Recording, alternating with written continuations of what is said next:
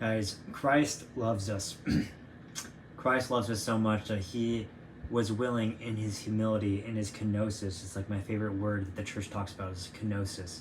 It's all summed up in Paul's letter, where Paul says, though he was in the form of God, he did not count equality with God as a thing to be grasped, but emptied himself and took the form of a human being.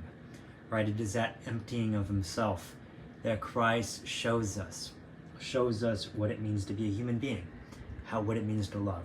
That we are made in the image of God, though God loves us, though God became man for us, and in some ways counts himself as our equal because he was willing to become man. Yet we are not supposed to grasp for our high status or anything like that, but the best of us who resemble Christ, we don't grasp for our status, we don't grasp for our pride, we don't grasp for our positioning, but in love, we are willing to humble ourselves to serve others, just like Christ, who, though he was in the form of God, he was God. He did not count himself equal to God as equality with God as a thing to be grasped. He didn't grasp onto any of his statuses or any of the things he could claim, but he emptied himself for the sake of others, and that is exactly what we're supposed to do. There's no other way really to know God besides to empty oneself for the sake of others.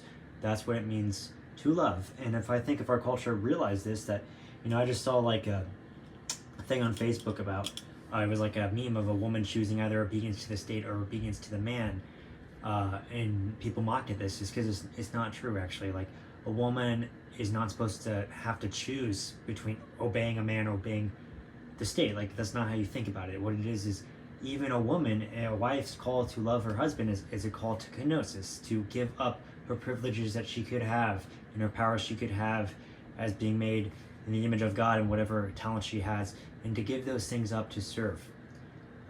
In this case, maybe serving as a wife or whatever else. And if our culture knew this, if we could get to a point where we ourselves resembled Christ, and instead of grasping for what we have and laying hold of that, we empty ourselves and serve others, that is the path to salvation. That's the path to be like God. That is who God is. God is the one who empties himself for the sake of others.